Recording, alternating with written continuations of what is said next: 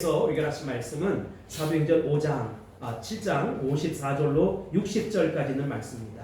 죽음을 뛰어넘은 순교자의 향기, 죽음을 뛰어넘은 순교자의 향기라고 하는 제목으로 하나님 말씀들을 결론합니다. 우리 기독교 역사의 유명한 선교사 중에 스텔리 조스라고 하는 분이 있습니다. 그의 생애 대부분을 인도에서 선교 활동을 했고 또 89세가 되었을 때 그곳에서 선교 활동을 하다가 중풍으로 쓰러져 걷지 못하게 되었습니다. 그는 본국으로 이송해 와서 5개월 동안 자신이 깨어있을 때마다 바라보이는 간호사들에게 밤낮 없이 이렇게 말해달라고 부탁했다고 합니다. 내게 나사렛 예수 이름으로 일어나 걸으라고 말해주세요. 내게 나사렛 예수 이름으로 일어나 걸으라고 말해주세요. 그는 날마다 일어나라 일어나라는 주님의 말씀을 듣고 싶었던 것이지요. 처음에는 어색하기도 했지만 간호사들은 매일 병신을 드나들면서 큰 소리로 외치기 시작했습니다. 나사렛 예수 이름으로 명하노니 일어나 걸으라. 나사렛 예수 이름으로 명하노니 일어나 걸으라. 나사렛 예수 이름으로 명하노니 일어나 걸으라. 결국 그는 자리를 털고 벌떡 일어나서 다시 선교 현장으로 떠났다고 합니다. 그래서 그 이후에 쓴 디바인 예스, 우리는 예스라는 책으로 그냥 나와 있는데 이 책을 썼어요. 하나님의 말씀에 늘 예라고 대답할 것입니다. 그것이 바로 그의 믿음이었던 것이지요. 믿음은 내게 하나님 말씀이 들려올 때마다 그 말씀 앞에 내 마음속에서 일어나는 반응이라는 것입니다. 따라서 믿음의 사람이 되고 싶다면 하나님 말씀을 많이 읽고 많이 듣고 많이 배워야 합니다. 그리고 무엇보다 중요한 것은 믿음으로 반응할 수 있어야 된다는 것입니다. 히브리서 11장 6절 말씀 합독합니다. 시작. 믿음이 없이는 하나님을 기쁘시게 하지 못하나니 하나님께 나아가는 자는 반드시 그가 계신 것과 그가 또한 자기를 찾는 자들에게 상 주신 이심을 믿어야 할지니라. 아멘. 믿음이 없이는 하나님을 기쁘시게 하지 못하나니 하나님께 나아가는 자는 두 가지, 반드시 그가 계신 것과 또한 그가 자기를 찾는 자들에게 상 주심을 믿어야 할지니라. 아멘. 여러분, 먼저 잘못된 지적을 받은 사람들의 두 가지 반응과 태도에 대해서 살펴보겠습니다. 스데반은 자기를 모함하고 위증하는 사람들 앞에 서 있는 것이지요. 공회에서 지금 재판을 받고 있는 것입니다. 그 사람들은 형식적인 순서에 따라서 스데반 집사님에게 변론할 시간을 주었어요. 그런데 죽음을 눈앞에 둔 스데반은 이 시간을 변명의 기회로 삼지 않았다는 것입니다. 오직 십자가의 복음, 생명의 복음, 피의 복음을 전하는 기회로 삼았다는 것입니다. 스데반 집사님은 구약의 모든 역사를 이용해서 그들에게 아브라함과 모세와 그리고 모든 예언자들에게 관해서 이야기했어요. 그리고 설교를 거의 끝났을 때부터 이런 결론을 내리기 시작했습니다. 51절입니다. 시작. 목이 걷고 마음과 귀에 할례를 받지 못한 사람들아, 너희도 너희 조상과 같이 항상 성령을 거스리는도다. 아멘. 이렇게 구약에 나타난 모든 말씀을 바로 그들에게 적응시켰던 것입니다. 그 순간 스데반 집사님의 설교를 듣고 있던 사람들은 굉장히 충격을 받았어요. 성령의 내적인 음성을 들었던 것이지요. 그 영혼의 피수가 찔리는 것 같이 찔림을 받게 되었다는 것입니다. 54절입니다. 시작. 그들이 이 말을 듣고 마음에 찔려 그를 향하여 이를 갈거늘. 아멘. 여러분, 성령의 음성을 들었어요. 성령의 내적인 음성을 들었어요. 비수로 찔리는 것 같은 고통을 당했어요. 그런데 회개를 하기는커녕 반대로 그들 마음속에 분노가 일어났고 미움으로 이어졌다는 것입니다. 그것을 우리는 54절 말씀을 통해서 그들이 이를 갈았다라고 하는 표현을 통해서 충분히 짐작할 수 있다는 것입니다. 사람들은 누구든지 실수를 합니다. 실수하고 싶어서 실수하는 것이 아니라 하지 않으려고 해도 잘못된 경우들이 종종 나타난다는 것입니다. 근데 이상하게도 사람들은 잘못을 지적받았을 때 마음이 편하지 않는다는 것이지요. 그래서 마틴 로이드 존스 목사님은 이렇게 말씀하십니다. 사람은 자기가 잘못한 것을 스스로 깨달으면 눈물을 흘리고 은혜를 받지만 남이 지적하면 화가 난다는 거예요. 사람은 자기가 잘못한 것을 스스로 깨달으면 눈물 흘리고 은혜를 받지만 남이 쿡 지적하면 화가 난다는 것이지요. 그게 바로 인간인 것입니다. 똑같은 잘못인데도 자기가 깨달아지면 회개하는 것이지요. 눈물 흘리는 것이지요. 그런데 남이 그것을 잘못됐다고 이야기하면 화가 머리끝까지 치미는 것입니다. 그리고 고치려고 하지 않아요. 사람이 잘못을 지적받으면 기분이 좋지 않겠지요. 불편하고 자존심 상하겠지요. 어떤 때는 창피해서 죽을 지경입니다. 그런데 여러분, 그때 하나님 앞에 엎드려져 회개해야 할 것 아니겠습니까? 모든 것 다 포기하고 정말 끝장났다라고 하는 심정으로 회개해야 될 것 아니겠습니까? 그런데 잘못을 지적받는데 사람들이 그렇게 반응하지 않아요. 한도리는 겸손하게 온유하게 내가 잘못입니다, 나의 실수입니다, 나의 허물입니다 하고 그렇게 인정하고 하나님 앞에 회개한다는 것이지요. 반대의 사람들은 교만하고 거짓된 사람들은 자기의 허물을 지적받았을 때 그걸 인정하려고 하지 않는다는 것이지요. 어찌든지 숨기려고 하고 회개하기는커녕 잘못을 지적하는 사람을 오히려 미워하고 죽이고 싶은 것입니다. 그 사람을 원수처럼 생각하는 것입니다. 그래서 그 사람에게 분노하고 공격성을 띠는 것이지요. 내가 그 지적을 안 한다면 다 슬쩍 넘어갈 수 있을 터인데 도대체 왜 긁어 부스럼을 만드냐는 것입니다. 여러분, 여러분의 경우는 어떻습니까? 잘못을 지적받았을 때 하나님 잘못됐습니다, 용서해 주세요 하고 겸손하게 회개합니까? 아니면 네가 왜 뭔데 나에게 그런 지적을 하냐고, 왜 긁어 부스럼 만드냐고 오히려 악을 쓰고 용을 쓰고 대듭니까? 바로 그 앞뒤는 여러분들이 겸손하게 잘못을 지적할 때마다 하나님 앞에 엎드려져 회개할 수 있게 되길 바라고 온유한 사람으로 주 앞에 드려질 수 있게 되기를 예수님 이름으로 축복합니다. 아멘. 두 번째로 성령 충만한 스데반의 모습입니다. 분노한 사람들 앞에서 스데반 집사님은 다음과 같은 반응을 했어요. 55절 56절입니다. 시작. 스데반이 성령이 충만하여 하늘을 우러러 주목하여 하나님의 영광과 및 예수께서 하나님 우편에 서신 것을 보고 말하되 보라, 하늘이 열리고 인자가 하나님 우편에 서신 것을 보노라 한대. 아멘. 여러분, 스데반 집사님의 첫 번째 반응이 뭐지요? 성령 충만이었다는 것입니다. 우리가 혼자의 힘으로 책임진다는 것은 확실히 어렵고 힘든 일입니다. 어떤 일이든 다 그런 것이지요. 이 세상에 쉬운 일이 어디 있겠어? 다 어렵지. 그러나 그리스도의 복음이란 무엇입니까? 내게 하나님 명령에 순종할 때 이 명령을 수행할 수 있는 능력을 하나님 아버지께서 부어주신다. 이것을 믿는 신뢰라는 것입니다. 성령께서는 하나님 아버지 앞에 순종하는 사람들이 하나님의 사명, 하나님의 일을 감당할 수 있도록 그 삶을 간섭하시고 지배하시고 통치하시고 다스린다는 것입니다. 제가 영어 사전을 보니까 이 책임이란 말은 리스바스빌러티라고 하는데 두 단어의 합성이라고 하고요.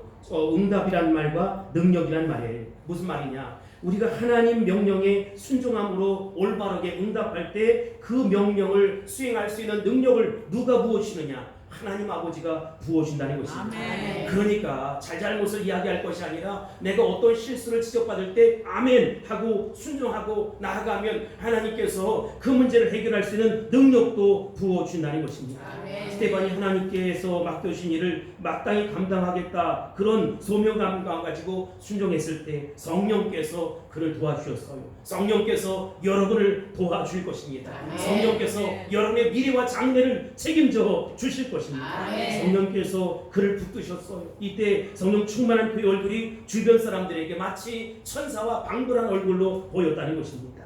사도행전 6장 8절에 보면 성령 충만했던 스데반의 모습을 다른 단어로 표현을 했어요. 뭐라고 표현했느냐? 스데반이 은혜와 권능이 충만했다라고 표현을 했다는 것입니다.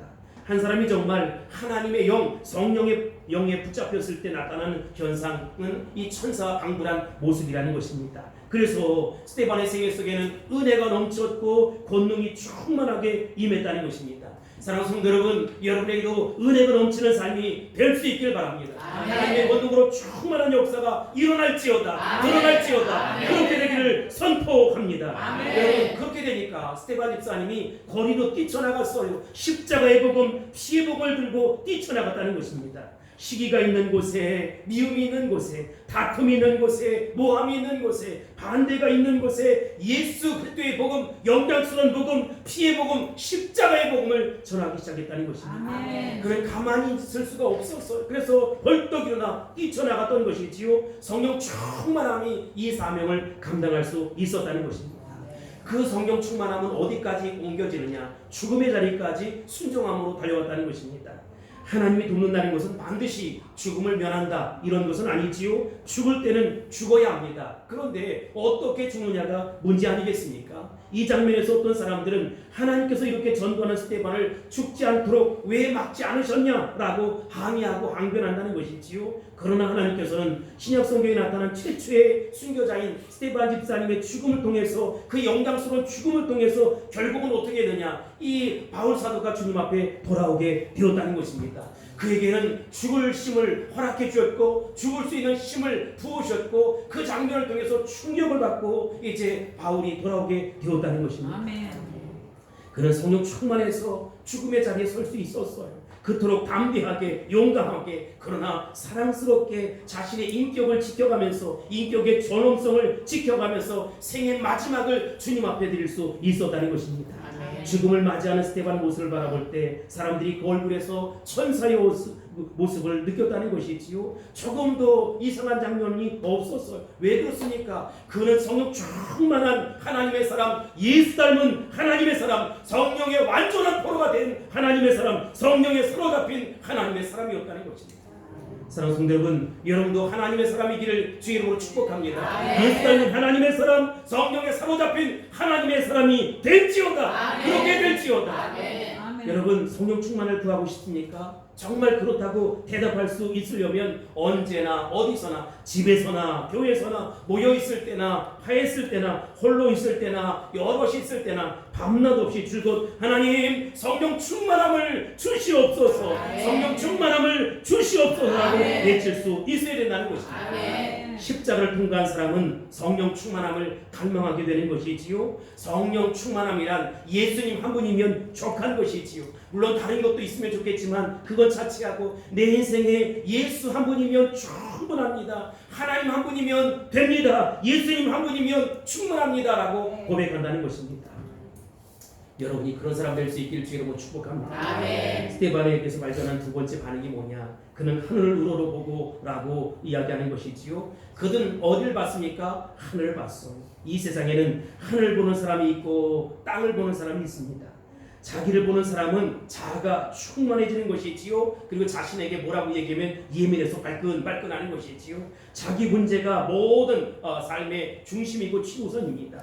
그러나 그리스도로 충만한 사람, 성령으로 충만한 사람, 말씀으로 충만한 사람은 자기가 중요하지 않아요. 자기가 중요하지 않은 사람은 고집을 피울 필요가 없는 것이지요. 그는 분명 땅에 살고 있지만 땅을 바라보지 아니하고 하늘을 바라보고 하나님을 바라보고 하나님의 은혜를 바라본다는 것입니다.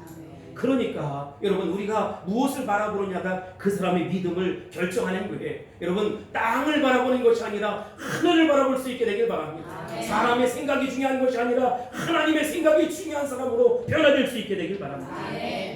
질문할까요? 믿음의 반대말이 뭐지요? 불신, 이렇게 대답하고 싶지만 믿음의 반대말은 염려와 근심입니다. 오늘 기가 막힌 상황 속에서도 스데반은 자신을 의식하지 않았어요.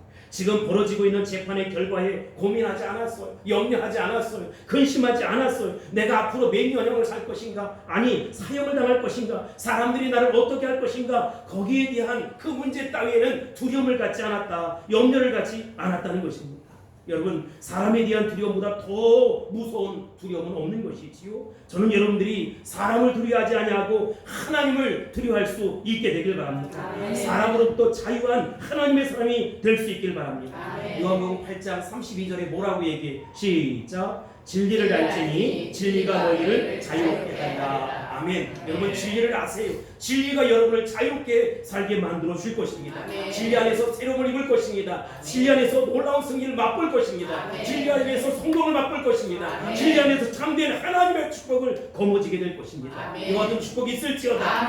세 번째로 스데반은 하늘을 우러러 주목하면서 하나님의 영광과 및 예수께서 하나님 우편에 서신 것을 보았다라고 이야기합니다. 스데반이 목격한 것은 뭡니까? 하나님의 영광이었어요.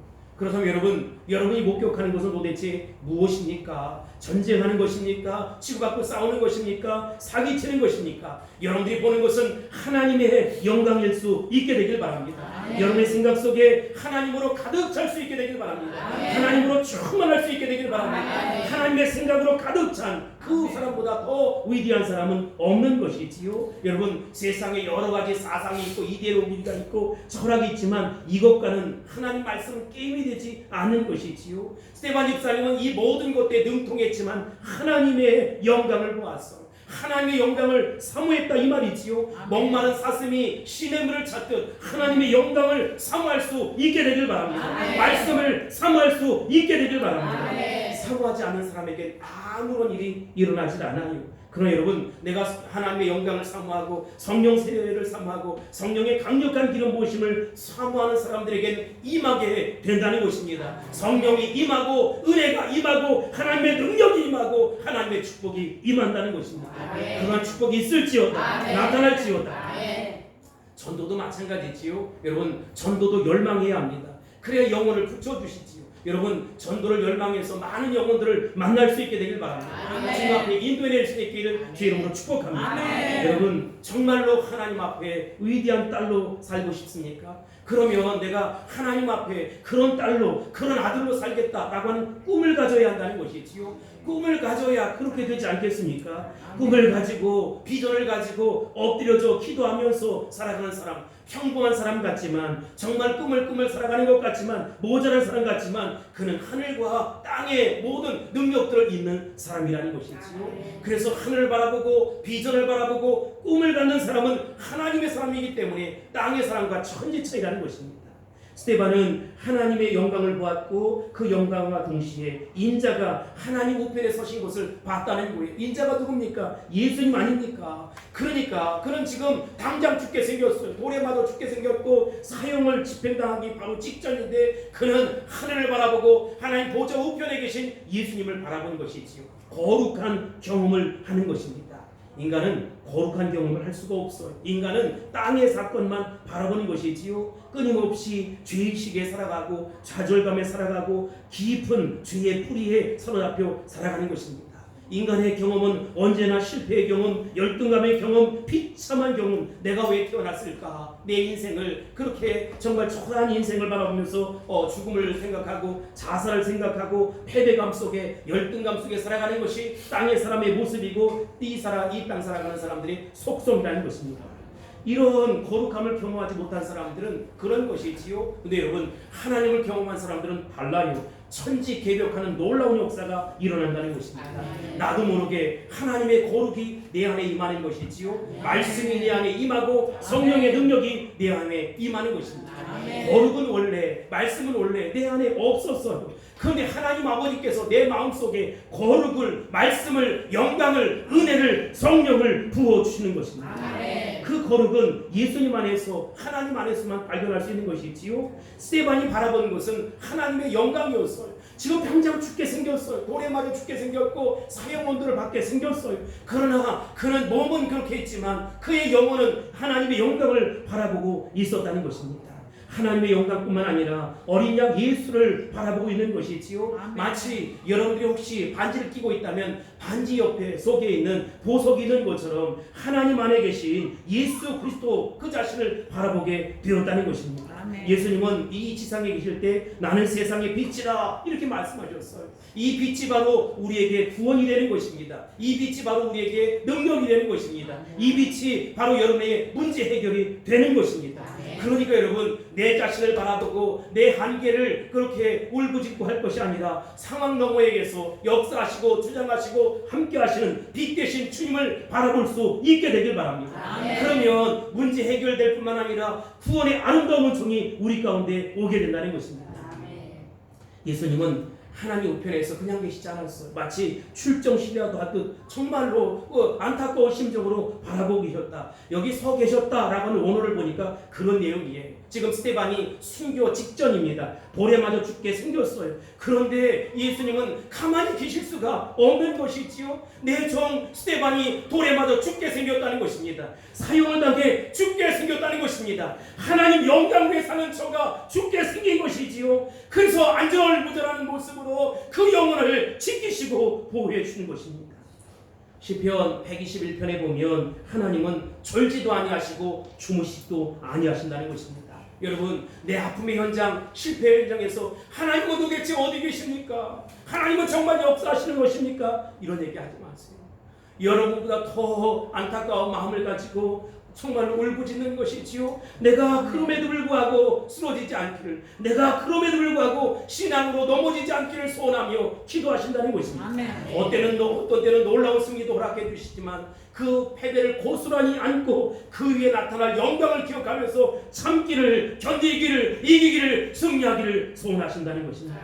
이게 바로 쉬지 않는 우리 예수님 서 계신 장면이라는 것입니다. 그분은 성령을 통해서 우리를 위해 탄식하면서 기도하세요. 이러한 상태에 있던 스데반은 자기가 목격한 것을 있는 그대로 그 자리의 사람들에게 이야기해 줍니다. 56절에 보면 보라, 하늘이 열리고 인자가 하나님 우편에 서신 것을 보노라. 환상을 본 사람은 침묵할 수가 없어요. 아무것도 보지 못한 사람 말할 게 없잖아요. 그런데 지금 하늘이 열리고 예수님이 서 계신 모습을 보니까 그는 기꺼이 죽음도 맞이할 수 있었다는 것입니다.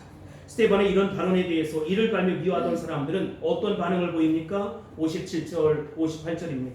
시작. 그들이 큰 소리를 지르며 귀를 막고 일제히 그에게 달려들어 성 밖에 내치고 돌로 칠세. 증인들이 옷을 벗어 사울이라는 청년의 발 앞에 두니라. 아멘. 그들이 큰 소리를 지르며 귀를 막아야 했던 것은 성령이 그들의 양심을 찔렀기 때문이라는 것이지요. 하나님 말씀이 그들의 영혼을 강퇴했기 때문에 견딜 수가 없는 것입니다. 얼마나 견딜 수가 없었느냐. 스데반이 하는 말에 귀를 틀어막았다는 것입니다. 그리고 소리를 버럭버럭 지르는 것이지요. 그리고 일제히 일어나서 스데반에게 달려갑니다. 성경에 보니까 그에게 달려들어 스데반을 성 밖에 내쳤다고 했어요. 왜 그랬습니까? 이 구약 성경, 특별히 우리가 읽은 레위기서에 보면 여러분 이렇게 이 하나님을 망령때 일컫는 자는 진 밖에 내보내서 증인을 세워서 돌로 쳐 죽이라는 것입니다. 그러니까 그대로 성경 그대로 하겠다는 거예요. 여러분 자신들은 이제 율법을 적용했다는 것입니다.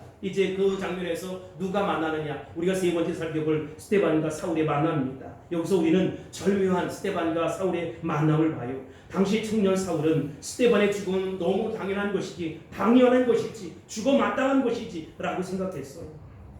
스데반은 하나님의 이름 망령되 일컫는 자이고 사악한 예수장이니까 벌에 맞아 그렇게 죽는 것이 마땅하다. 청년 사울에게 얼마나 강력하게 이런 생각이 있었는지 알 수 없어요. 그러니까 그는 이 다메섹까지 가서, 시리아에서도 다마스코스죠. 이 다메섹까지 가서 예수 믿는 사람들을 끌어올 정도의 열심이 있지 않았습니까?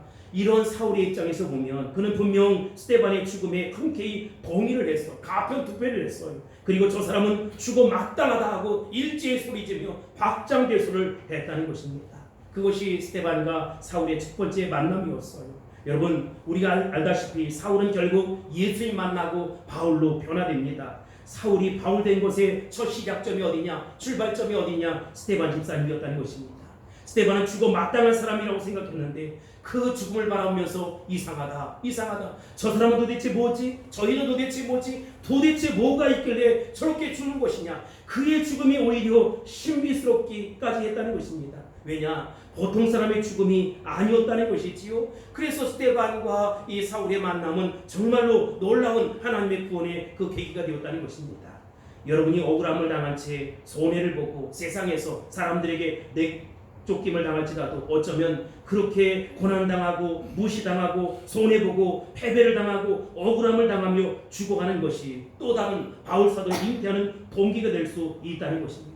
그러면 여러분 우리 그리스도인들에게는 결코 실패가 있을 수 없다는 것입니다. 아멘. 스데반의 죽음은 무의미한 것이 아니었어요. 개죽음이 아니었어요. 돌에 맞아 죽는 것이 아니었다는 것입니다. 아멘. 스데반의 죽음은 위대한 전도자 바울을 탄생할 수 있는 결정적인 계기, 전환점이 되었다는 것입니다. 아멘. 여러분에게도 아픔의 순간이 있고 실패의 순간이 있을 수 있어요. 그러나 여러분 지금 당장 그것은 죽을 문제이고 정말로 밥 못 먹고 잠 못 자는 문제이지만 하나님의 위대한 나라 선교 완성이 이루어져가는 결정적인 전환점이 되고 계기가 된다는 것입니다. 아멘. 우리 생애에서 볼 수 있는 열매가 있을 수도 있고 없을 수도 있겠지요. 그러나 우리 생에 나타나지 않은 열매도 있어요. 아무런 뜻도 도대체 이게 뭐야? 그렇게 인생이 끝날 것 같지만 여러분 예수 그리스도 안에 있는 자들은 결코 무의미한 인생이 없다는 것입니다. 다시요, 하나님 안에 있는 자들의 삶은 결코 무의미하지 않다. 가치가 있다, 보람이 있다, 의미가 있다, 생명이 있다. 그 속에 구원이 있다는 것입니다. 아멘. 마지막으로 죽음을 뛰어넘는 스테반의 모습을 살펴보겠습니다.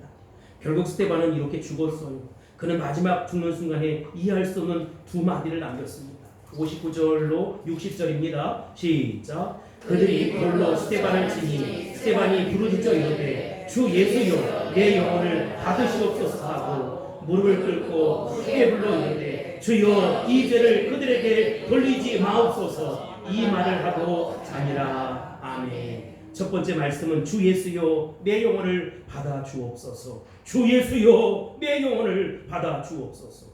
돌에 맞아 피투성이가 되어 죽어가는 순간에도 그는 주 예수여 내 영혼을 받으시옵소서라고 아멘. 하나님을 생각했다는 것입니다. 아멘. 스테반의 위대한 믿음의 현주소이지요. 아멘. 고난이 오면 사람들은 하나님을 잃어버립니다. 쉽게 하나님을 저버린다는 것이지요. 그런데 스테반은 고난이 올 때 누구를 생각했습니까? 하나님 아버지를 생각했어요. 아멘. 이 스테반의 마지막 기도는 예수님에게서 배운 기도 아니겠습니까?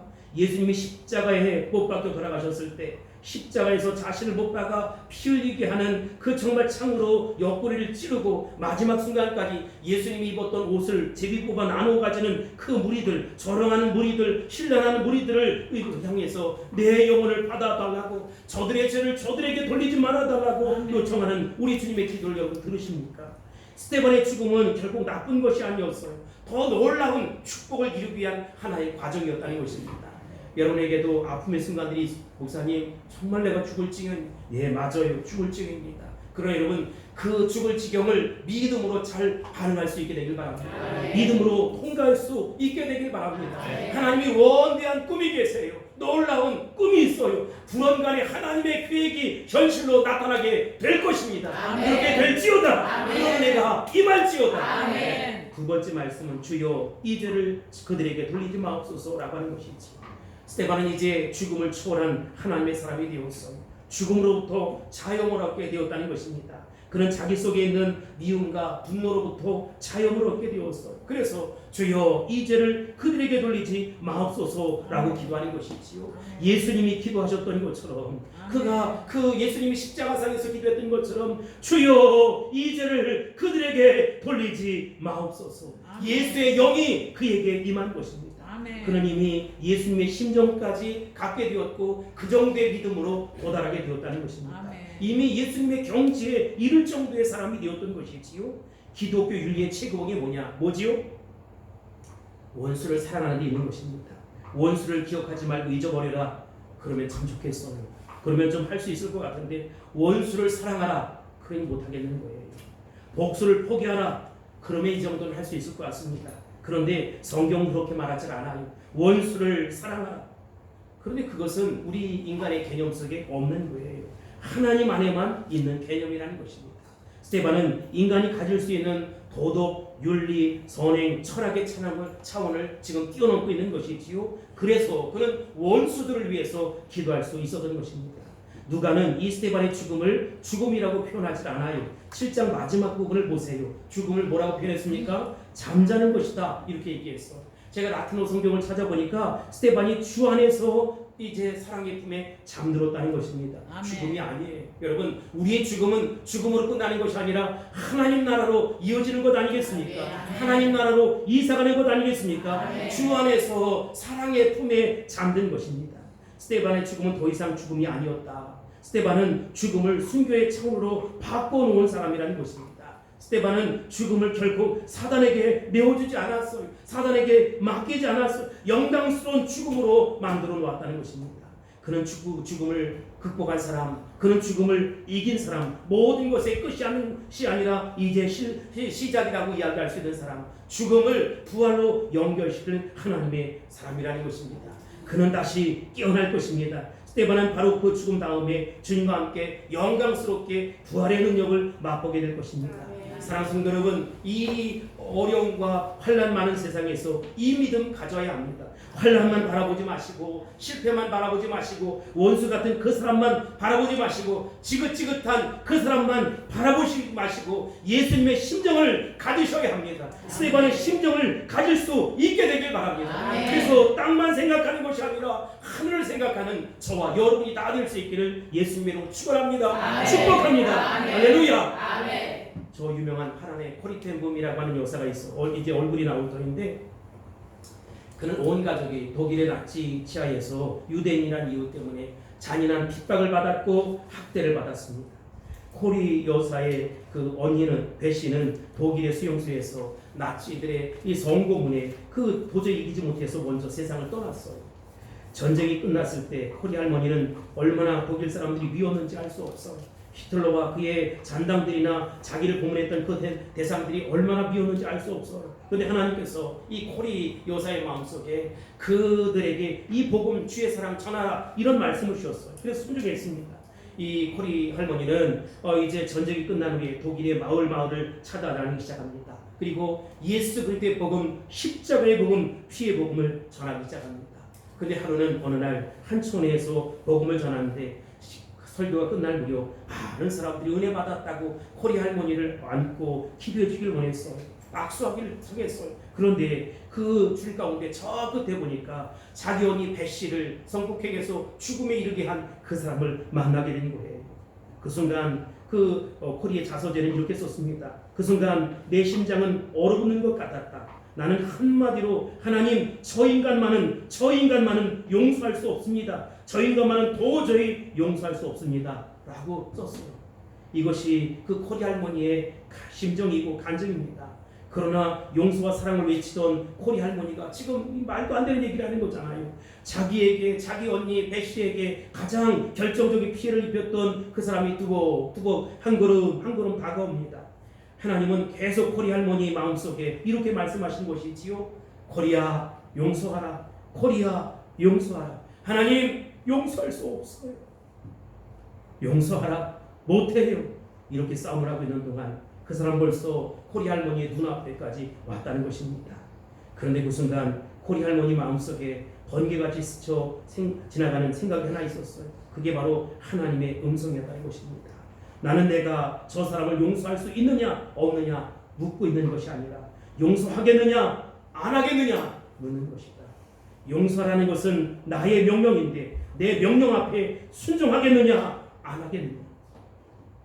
코리 할머니는 자기 일장에 그 내용을 이렇게 썼어요. 나는 그때 그 사람을 용서하고 싶은 마음이 조금도 없었지만 용서해야 한다는 주님의 명령이 내 마음속에 깨달아지는 순간 하나님 명령이라면 할 수 없지요. 그러면 용서해야지요 라고 생각했다. 그래서 나는 용서하고자 하는 마음과 느낌이 없이 다만 하나님 명령에 순종하기 위해서 손을 내밀었다. 그런데 이상한 것은 내가 하나님 명령에 순종해서 손을 내밀어 그를 안는 순간 주께서 내 마음속에 그를 진심으로 용서할 수 있는 그 느낌을 부어주셨다. 진심으로 용서할 수 있는 마음을 부어주셨다. 그러면서 그녀는 그 일기장 마지막에 이런 인상 깊은 글을 썼습니다. 명령을 수행할 수 있는 능력은 순종을 통해서만 가능하다. 다시요. 명령을 수행할 수 있는 능력은 수행을 통해서만, 순종을 통해서만 가능하다. 아멘이신가요? 우리는 사랑할 수 없다고 이야기합니다. 우리는 용서할 수 없다고 이야기합니다. 우리는 도저히 품을 수 없다고 이야기합니다. 그러나 참으로 하나님 명령에 순종해서 사랑하고 용서하기로 결심하면 하나님 아버지께서 용서의 마음을 허락해 줄 것이고 사랑의 마음을 허락해 주시고 그런 능력을 우리 가운데 부으실 것입니다. 스테반도 인간인데 어찌 자기를 모략하고 시기하고 심지어 돌을 들어서 죽이려고 하는 사람들이 왜 믿지 않았겠습니까? 그러나 이 순간에도 그의 시선은 하늘을 향하고 있었다. 하나님 보좌를 향하고 있었다. 그 옆에서 중보하고 계시는 예수님을 바라보고 있었다는 것입니다. 그의 귀는 사람들의 원망의 소리, 정말 모함의 소리가 아니라 주의 음성을 듣고 있었고 그의 얼굴은 거룩하신 하나님을 바라보고 있었다는 것입니다. 이때 주께서 그에게 바로 그의 핍박하고 죽이려고 하는 원수들을 용납하고 용서할 수 있는 마음을 허락해 주셨던 것이지요. 주여 이 죄를 그들에게 돌리지 마옵소서. 주여 이 죄를 그들에게 돌리지 마옵소서 라고 하면서 그에게는 조건 없는 용서가 시작되었고 그 믿음의 선포가 시작됐을 때 정녕 그의 얼굴은 천사의 얼굴과 방불했다는 것입니다. 아멘. 이때 스테반이 바라본 주님의 모습은 어떤 모습이었을까요? 옛날 우리 신앙의 선배들은 이 장면을 보면서 이렇게 주예를 했어요. 스테반이 주님을 바라보던 그 순간 이 귀한 하나님의 사람 스테반의 마지막 영혼을 앉아서 받으실 수가 없었다.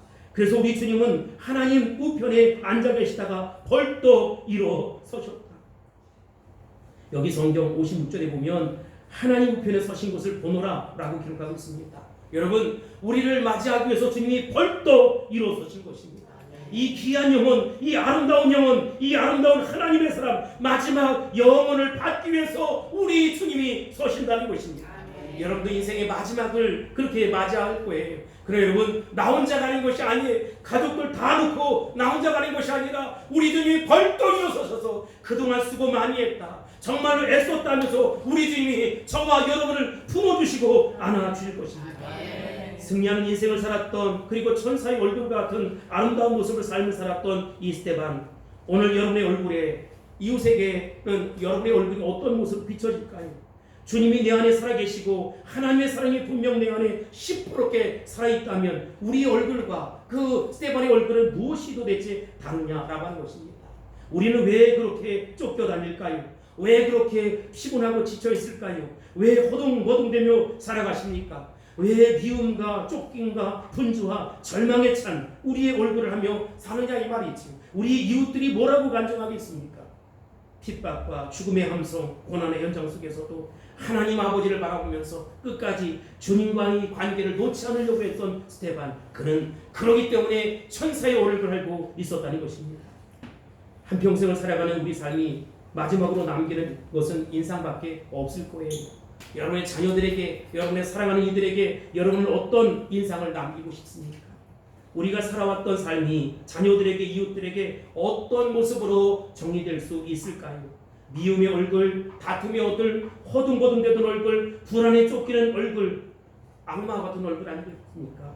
아니면 죽음의 순간에도 고요함, 평안함, 아름다움, 정말로 주님을 찬양으로 가득했던 기쁨의 얼굴을 남기시겠습니까? 우리 사랑하는 자녀들이 아버지와 어머니, 할머니, 할아버지 얼굴을 추억할 때마다 우리 아버지, 어머니 얼굴은 천사의 얼굴이었다, 우리 할아버지, 할머니 얼굴은 천사의 얼굴이었다 라고 말할 수 있어야 되지 않겠습니까? 아멘. 바라고 앞길은 저와 여러분의 얼굴이 천사와 방불한 얼굴이 될 수 있게 되길 바랍니다. 아멘. 이제부터 땅만 바라보지 마시고 하늘 바라보시고 하나님 우편에서 나를 위해 중보하시고 내가 힘들고 어려울 때마다 벌떡 일어서서 힘을 내야지, 용기를 가져야지, 다시 시작해야지, 믿음으로 반응해야지, 말씀으로 반응해야지 라고 말씀하시는 주의 음성을 들을 수 있게 되길 바랍니다. 아멘. 그 모습을 바라볼 수 있게 되길 바랍니다. 아멘. 그래서 스데반 집사님처럼 죽음을 뛰어넘는 순교자의 향기가 여러분을 통해서 드러나고 나타나고 풍겨질 수 있게 되기를 예수님으로 축원합니다. 아멘. 축원합니다. 아멘. 할렐루야. 아멘. 기도하겠습니다. 사랑의 아버지 하나님, 나의 얼굴을 통해서 천사와 방글한 얼굴 될 수 있도록 도와주시기를 소원하며 기도합니다. 아멘. 스데반 집사님처럼 죽음을 뛰어넘는 순교자의 향기가 내 안에 뿜뿜 풍겨질 수 있도록 하나님 아버지 도와주옵소서. 아멘. 그렇게 살아갈 수 있도록 역사해 주옵소서. 아멘. 예수님 이름으로 하늘이 기도합나이다. 아멘. 아멘.